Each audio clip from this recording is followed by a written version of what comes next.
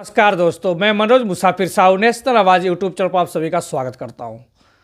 मैं पिछले कई दिनों से देख रहा हूं कि समाज के लोग, खास तौर से युवा और समाज का गरीब तबका मुझको बहुत ज़्यादा उम्मीद से की नज़र से देखने लगा है।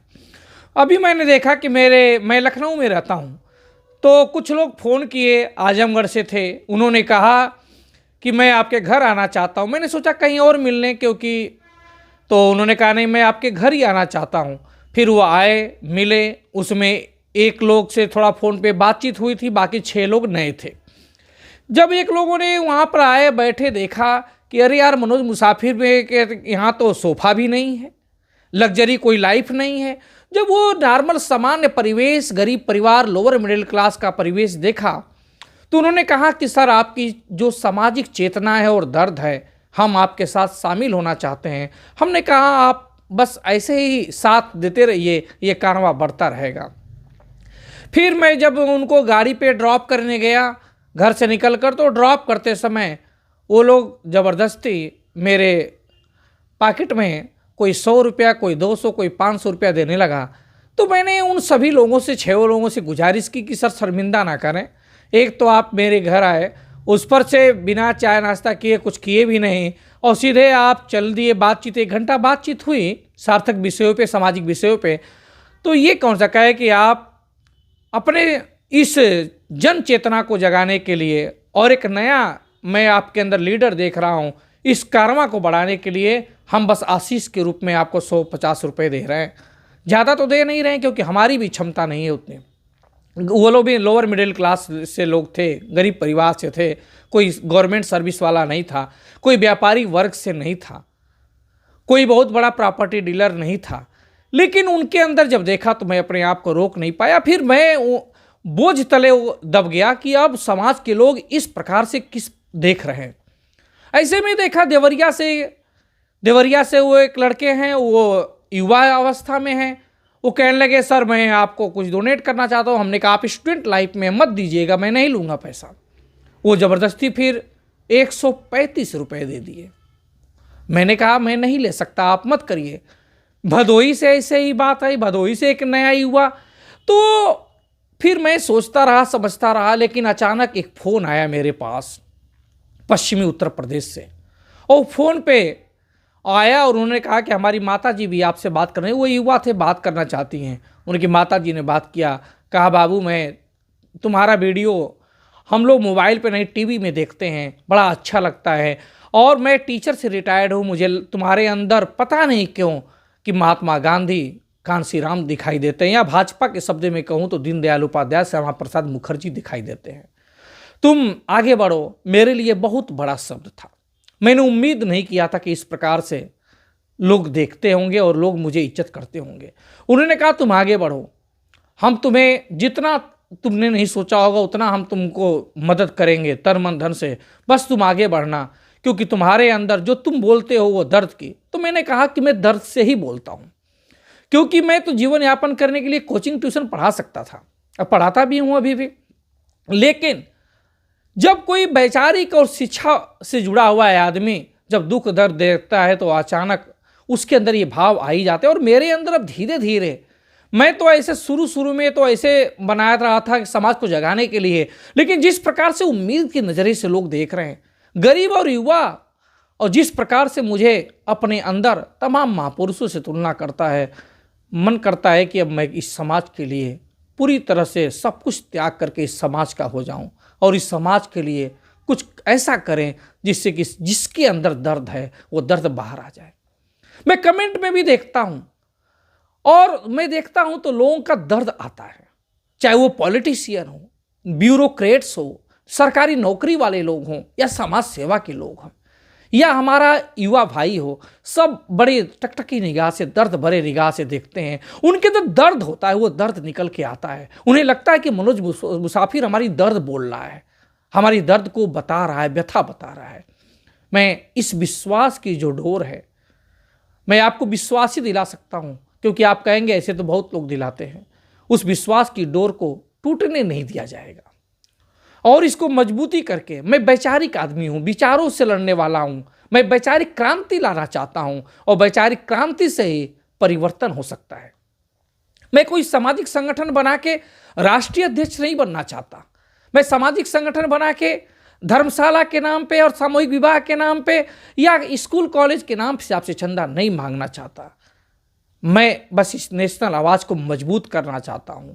और समाज के अंदर वोट की ताकत क्या है, इस समाज के अपने गरीब ठेले खुंचे और राशन परचून की दुकान करने वाले, बंबई और दिल्ली से मजदूरी करने वाले और फेरी लगाने वाले तक मैं अपनी बात पहुंचाना चाहता हूं।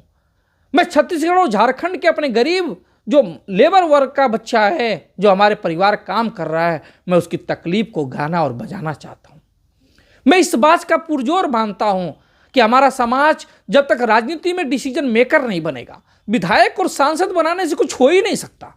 विधायक और सांसद तो अभी भी प्रत्येक राज्यों में है, बिहार में है, छत्तीसगढ़ में है, महाराष्ट्र में है, उत्तर प्रदेश में है, मध्य प्रदेश में सांसद हैं, कैबिनेट मंत्री। क्या हो जाएगा उससे? कुछ हो सकता है, कुछ परिवर्तन होगा, नहीं होगा, व्यक्तिगत परिवर्तन होगा, लेकिन सामाजिक परिवर्तन नहीं होगा। सामाजिक परिवर्तन तो वैचारिक क्रांति से ही होगा। और राजनीति में सत्ता पे जब पहुंचेंगे तो आप डिसीजन मेकर जब होंगे तब होंगे। क्योंकि ये जो सामाजिक संगठन बने हैं, मैं इनको लाइक नहीं करता। चाहे वो बिहार में सामाजिक संगठन हो, चाहे मुंबई के एक सामाजिक संगठन चलाते हैं, एक मुंबई में राष्ट्रीय अध्यक्ष जी, महाराष्ट्र के एक राष्ट्रीय अध्यक्ष जी हैं, उत्तर प्रदेश में लखनऊ में है, बिहार में है लोग। मैं सामाजिक संगठनों से सराकोर नहीं रखता। मैं मानता हूं कि सामाजिक संगठन शैक्षिक स्तर बढ़ाने के लिए सही है, यह मेरा विश्वास है। सामाजिक स्तर भी बढ़ाने के लिए सही है। खिचड़ी भोज होली मिलन समारोह करके रंगारंग कार्यक्रम के लिए वो एक एकजुटता के लिए सही है, लेकिन राजनीतिक परिदृश्य में नहीं है, राजनीतिक चेतना के लिए नहीं है। और ऐसा नहीं कि सामाजिक संगठन किसी को टिकट दिला सके, ये संभव ही नहीं है। और हमारे समाज में जितने लोग नेतागिरी करते हैं, पॉलिटिक्स करते हैं किसी भी स्टेट में, वे सभी लोग किसी दूसरे पार्टी के एज बदुआ मजदूर काम करते हैं। चाहे वो भारतीय जनता पार्टी कर रहे हो, चाहे वो कांग्रेस की कर रहे हो, चाहे लालू जी की पार्टी से कर रहे हो, चाहे नीतीश कुमार की पार्टी से कर रहे हो, चाहे अखिलेश यादव जी की पार्टी से कर रहे हो, या बहन मायावती जी की पार्टी से कर रहे हो, सभी लोग अपना स्वार्थ सिद्धि करते हैं। मैं आपको हकीकत बता रहा हूं, आंखों देखी बात बता रहा हूं। अगर आपके साथ कोई कह रहा है कि मैं टिप्पो टिकट दिला दूंगा, मैं पद दिला दूंगा, तो वो आपके साथ सिर्फ छल कर रहा है। क्योंकि वो जाएंगे अकेले, और अकेले जाएंगे और जाके सिर्फ अपनी बात करेंगे, सिर्फ अपनी बात। और बाहर निकलेंगे जब, तो आपसे कहेंगे मैंने तुम्हारी बात रख दिया है, बायोडाटा तक दे दिया है और कहा है कि हक हो जाएगा।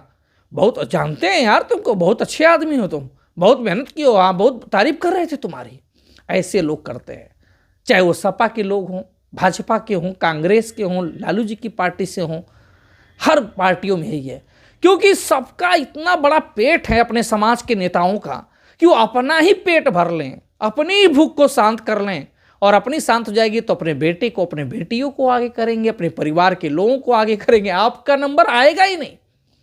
आपका नंबर बस एज ए भीड़ और आर्थिक तंत्र को मजबूत करने के लिए आपका है।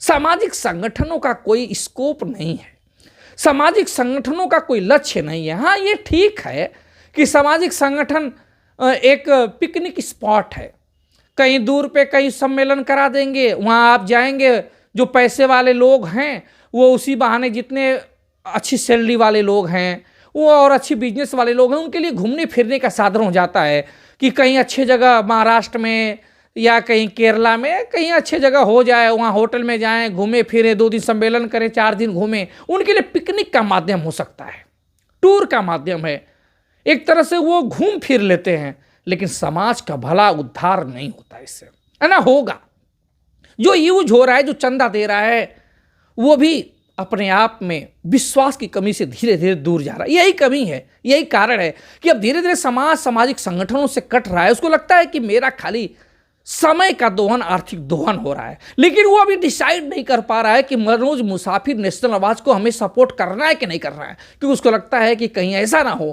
कि नेशनल आवाज भी हमारा गला घोट ले, उसको ऐसा लगता है।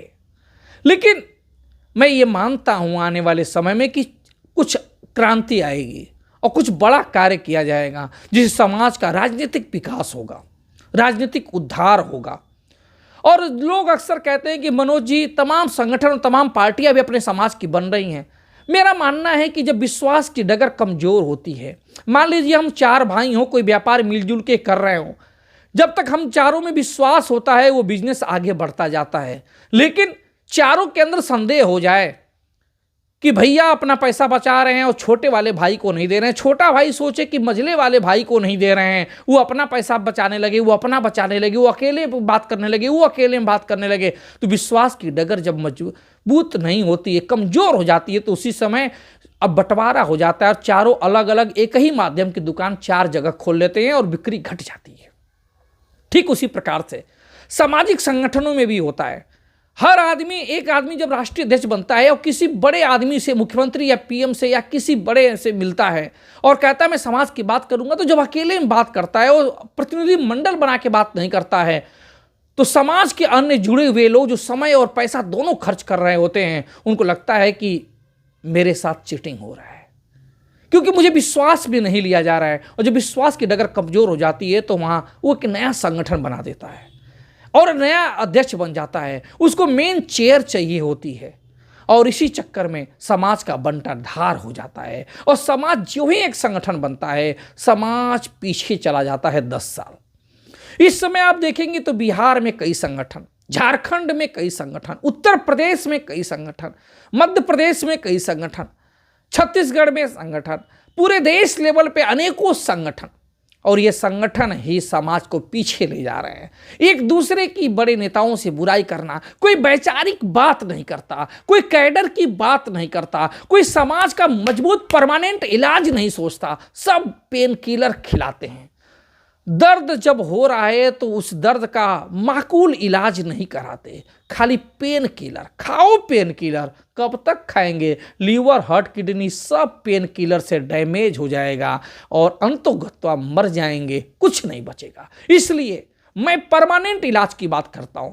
मैं जो समाज के अंदर वैचारिक कमी है, उस वैचारिक कमी को दूर करना चाहता हूं। साथ दीजिए, आगे बढ़िए। धन्यवाद।